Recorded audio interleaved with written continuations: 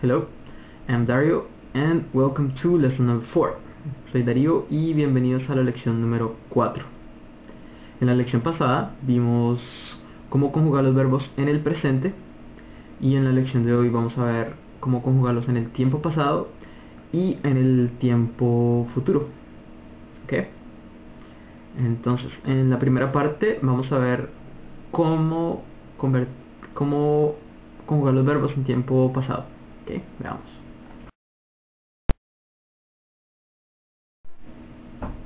Bueno, en la lección número 3 vimos que para conjugar los verbos en tiempo presente utilizamos el do y el does. Para el tiempo pasado se utiliza el auxiliar did, D y D. Acuérdense que el sonido de la I en inglés es E. Sería en vez de did. Bueno, la estructura es la misma que el does. Se utiliza el pronombre más el auxiliar más el verbo para hacer una información, para hacer una afirmación. Y si se quiere hacer una pregunta, se utiliza el auxiliar más el pronombre más el verbo. Entonces, veamos un ejemplo. El verbo to walk, que es caminar.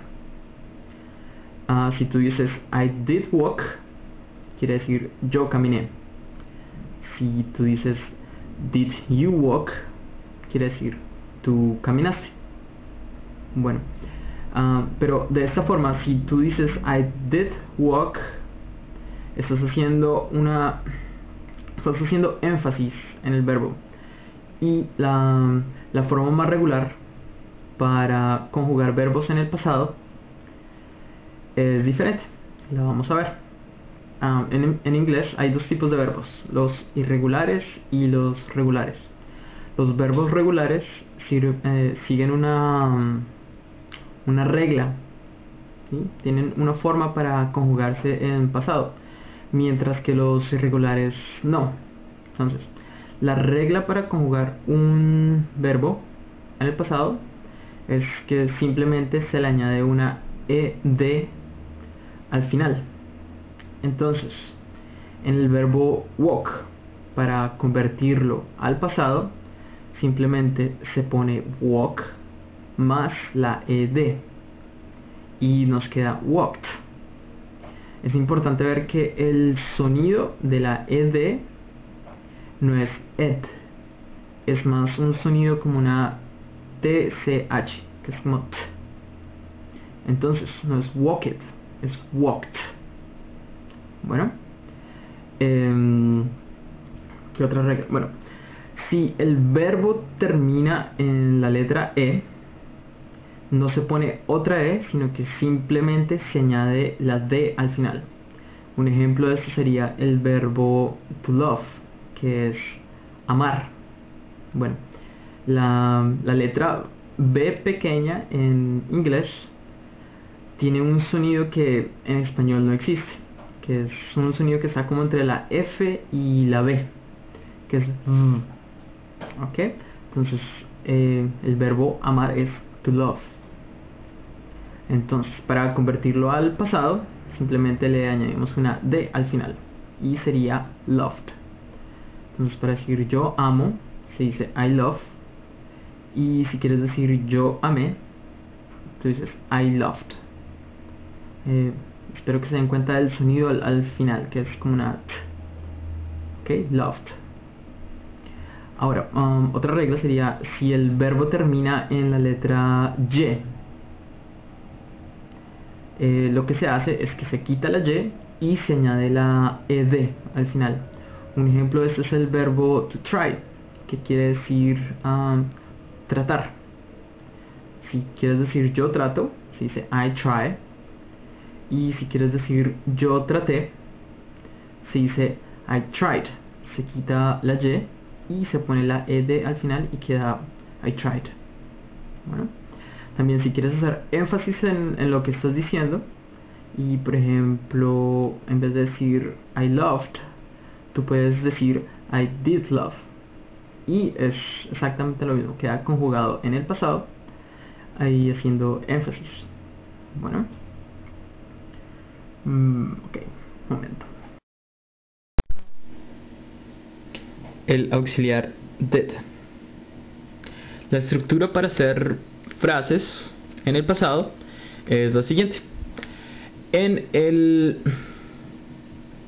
Una afirmación en el pasado sería el pronombre más el did más el verbo. Para hacer una pregunta es el did más el pronombre más el verbo. Y para hacer una negación es el pronombre más el did más el not más el verbo. Veamos unos ejemplos. Para decir algo en el pasado, por ejemplo, yo caminé, se puede decir I did walk, o simplemente se puede utilizar la regla del ed, que es I walked. Para hacer la pregunta, ¿tú caminaste?, se utiliza el auxiliar más el pronombre más el verbo. Did you walk? Si tú quieres responder afirmativamente, se puede responder de forma corta, que es yes, I did, o de forma larga, que es yes, I walked, o yes, I did walk. Para responder de forma negativa, se utiliza el pronombre más el auxiliar más el not más el verbo.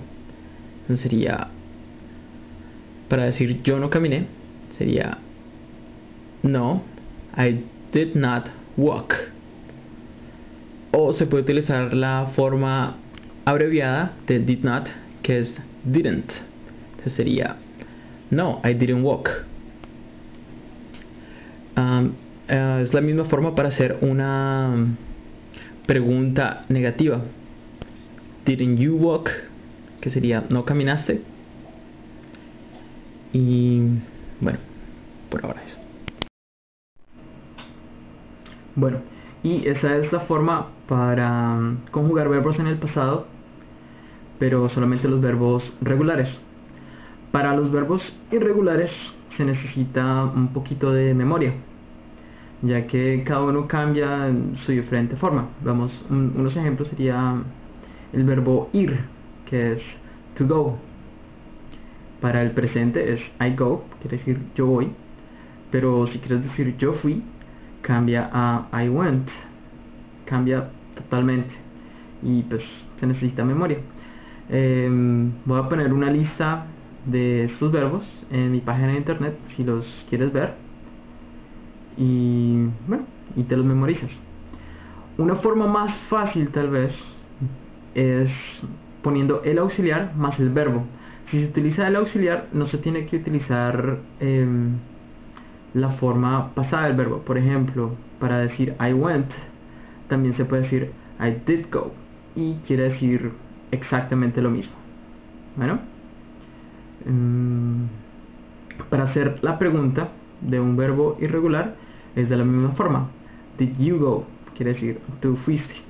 Entonces es importante ver que cuando se utiliza el auxiliar did, al verbo no hay que cambiarlo nada, simplemente se deja igual. Bueno.